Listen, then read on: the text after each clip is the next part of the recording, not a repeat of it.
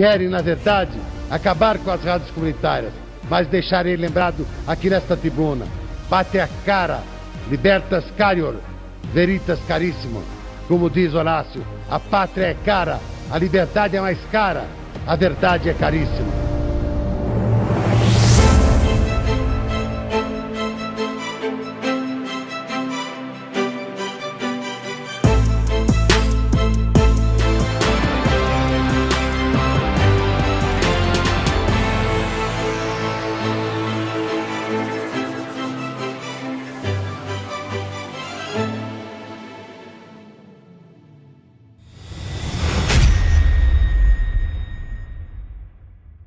Era um momento de muita luta e muita perseguição do aparelho do Estado. Então o Estado, alguns órgãos do Estado, eles reprimiam essas rádios assim 24 horas. Então as pessoas, às vezes, com base nesses sonhos, elas compravam seus microfones, seus transmissores e de repente chegava a polícia, levava tudo e as pessoas eram tratadas como os marginais, como se elas estivessem fazendo um crime. Mas os militares acharam por bem, dizendo, não, isso aqui pertence ao Estado e agora só vai ter rádio quem a gente quiser. Foi uma forma ditatorial de controlar a radiodifusão. Quando eu coloquei a rádio no ar no ano de 95, já começaram a aparecer os inimigos, né? Uma pessoa me ligou para a rádio, muito longe da minha rádio, e disse para mim que os patrocinadores dela, em vez de ouvirem a rádio dela, estavam ouvindo a minha. E que era para mim tirar essa rádio bem depressa. Você tire essa rádio do ar bem depressa, porque eu vou te arrancar os dentes. Ela falou, ela me ameaçou e falou que ia quebrar toda a minha rádio. Até 98, não tínhamos o direito de exercer a cidadania.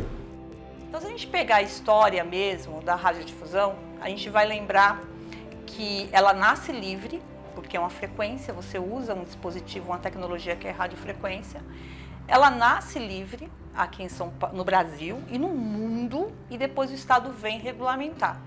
Quando o Estado chega para regulamentar, ele não regulamenta de uma forma sensível, uma forma que desse acesso a todos. Ele regulamenta como uma forma de concentração.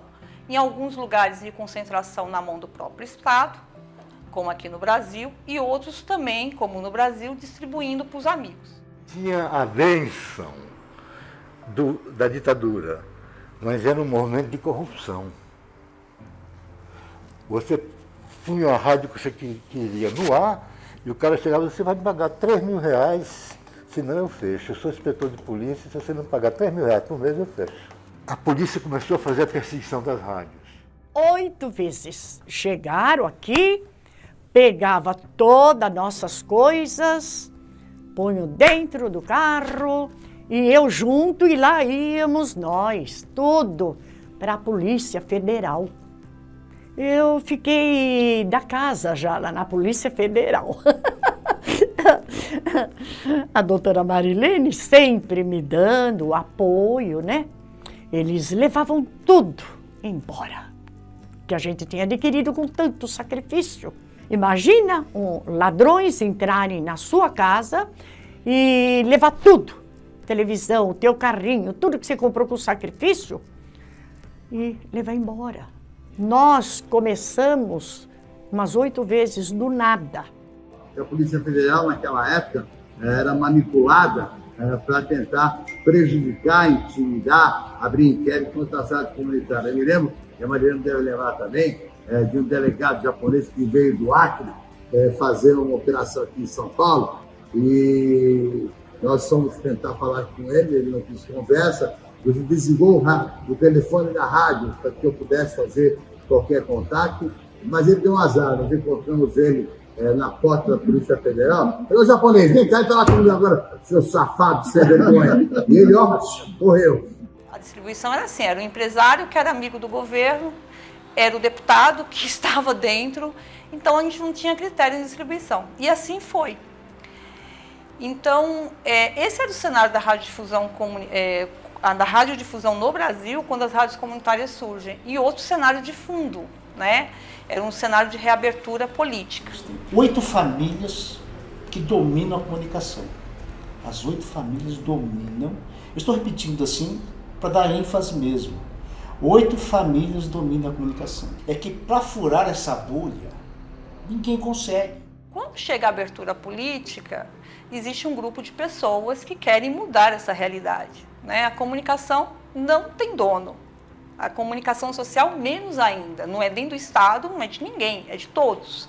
E aí começa a fazer esses movimentos na base social pela democracia na comunicação. E surge a ideia das rádios livres e comunitárias. Então o professor entra aí, ele foi um dos grandes articuladores disso.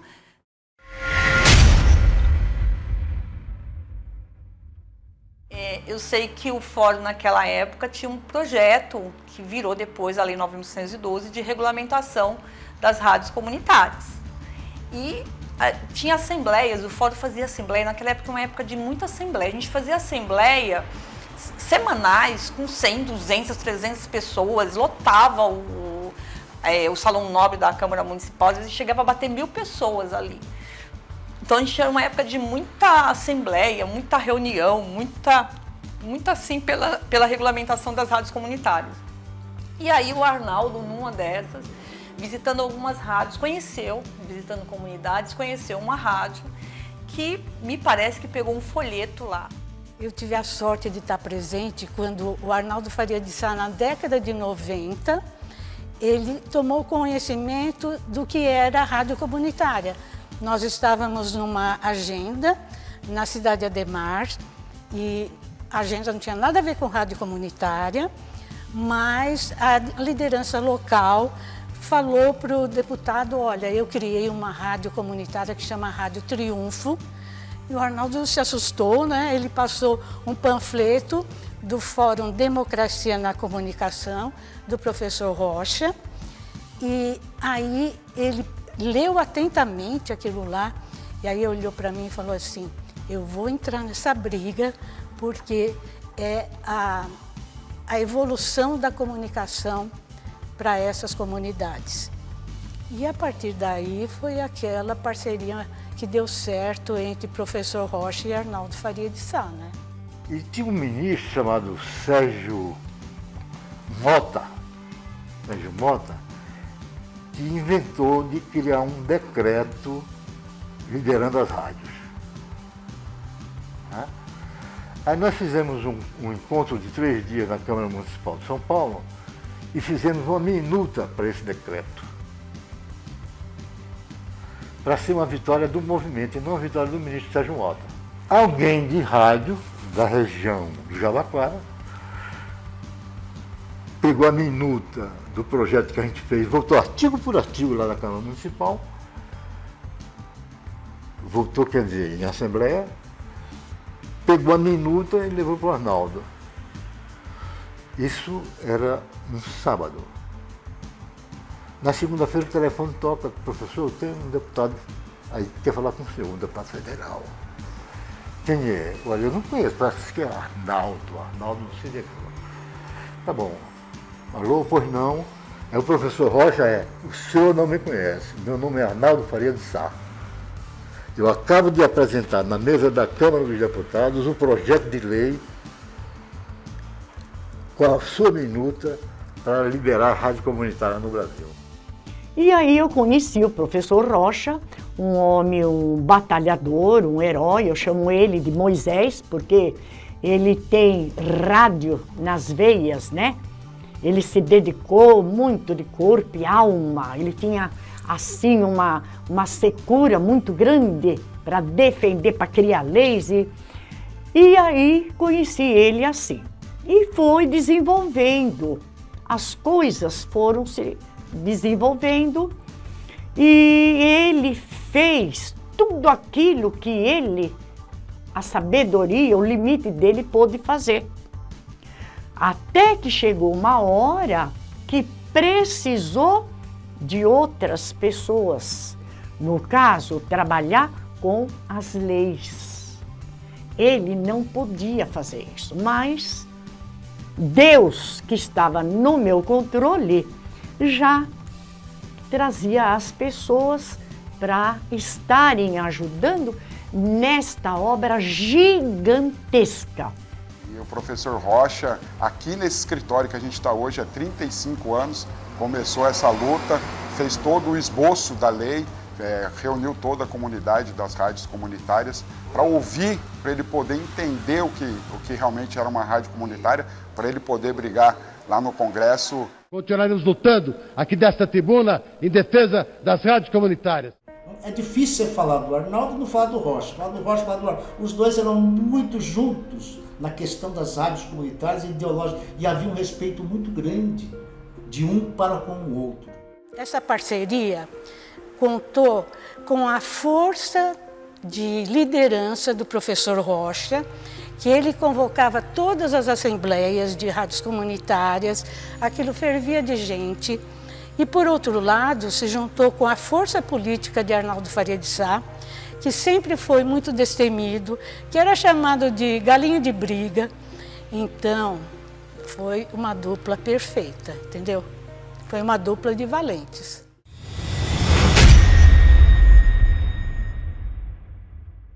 O projeto de lei que instituiu as rádios comunitárias, de autoria do deputado Arnaldo Faria de Sá,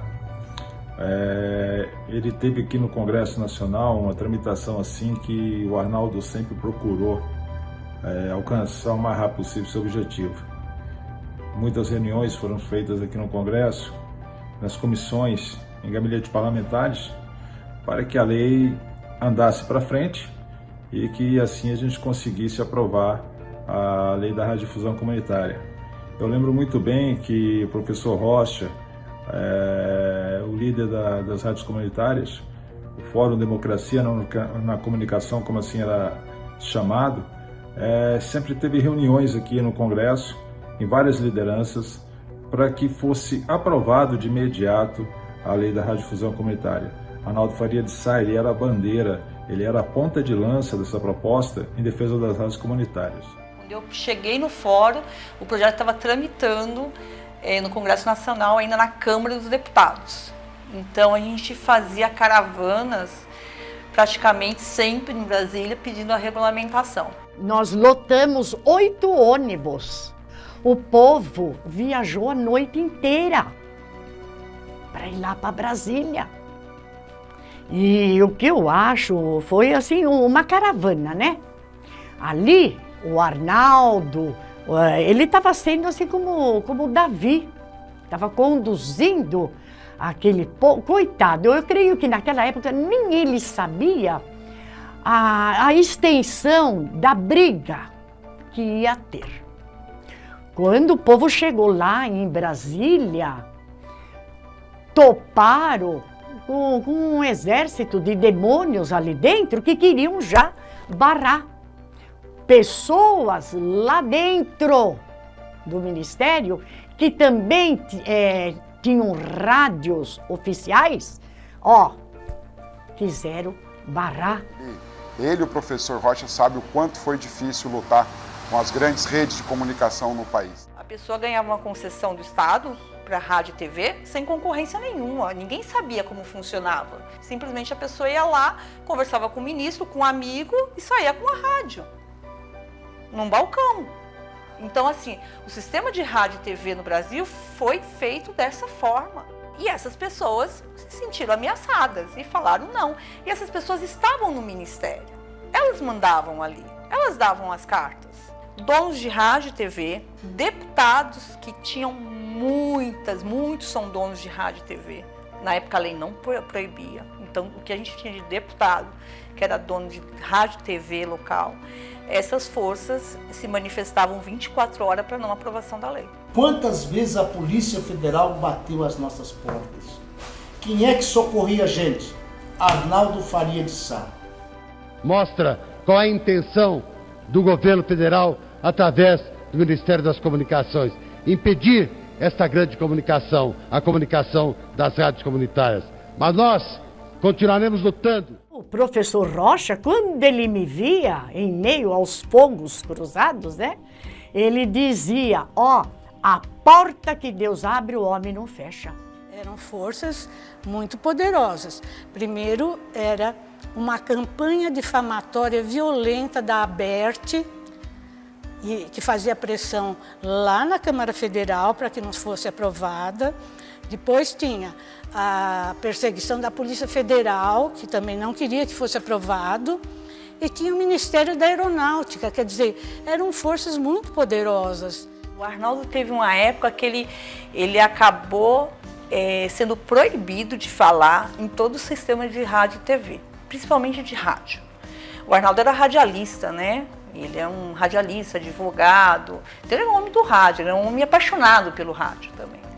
E teve um momento que ele não falava. A ABERT, Associação Brasileira das Rádios Comerciais, Rádio e TV, ela proibiu, assim, ela pediu para os afiliados não fazerem entrevista com o Arnaldo, e o Arnaldo foi proibido de falar. Então o Arnaldo, ele precisou sustentar a luta de uma forma assim, muito incisiva. O poder das emissoras de televisão, das emissoras de rádio, elas tinham um verdadeiro ojeriza de falar em rádios comunitárias. Mas a gente conseguiu vencer essa etapa, muitas pressões eu sofri, inclusive eu fazia o Jornal do Meio-Dia na Record, e a ABERT exigiu que a Record me afastasse do jornal se eu não tirasse o projeto de lei. Falei, tchau para vocês, estou indo embora, vou ficar com a rádio comunitária. As forças contrárias eram grandes, enormes, mas com muito trabalho, muita conversa de bastidores, Arnaldo Faria de Sá conseguiu, com seu apoio à rádio comunitária, aprovar uma proposta necessária para a livre difusão comunitária. E para surpresa nossa, foi o político mais surpreendente que a gente conheceu.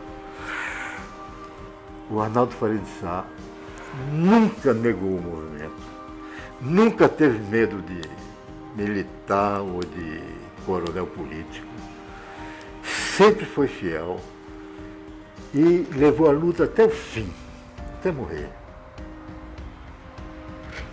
O único político brasileiro que abraçou a causa da liberdade de expressão, de radiodifusão, e não arredou pé um minuto, nem nunca teve medo de nada. Que se não fossem esses dois homens, tanto o professor Rocha como o Arnaldo Faria de Sá, eu diria para vocês, sem sombra de dúvida, nós não tínhamos rádios comunitárias organizadas como nós temos hoje. Mas o que eu achei assim, maravilhoso é que nem professor Rocha e nem Arnaldo Faria de Sá, eles jamais se acovardaram, né? Então eles foram até o fim lutando justamente pela democracia na comunicação, porque essa é a finalidade da rádio comunitária, né? A verdadeira democracia na comunicação.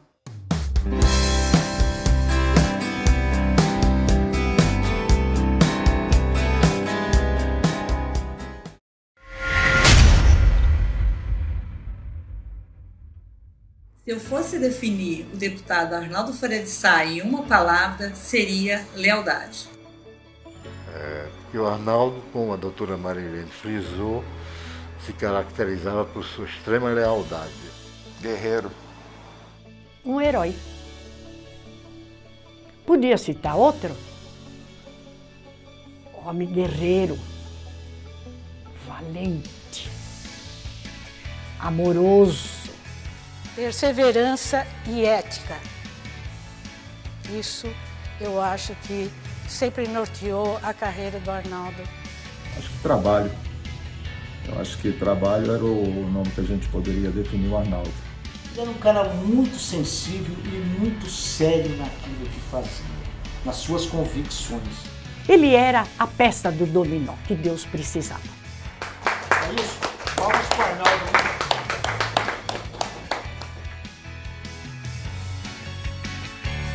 Foi muito difícil, eu sabia das dificuldades, sabia dos problemas, até que a gente aprovasse.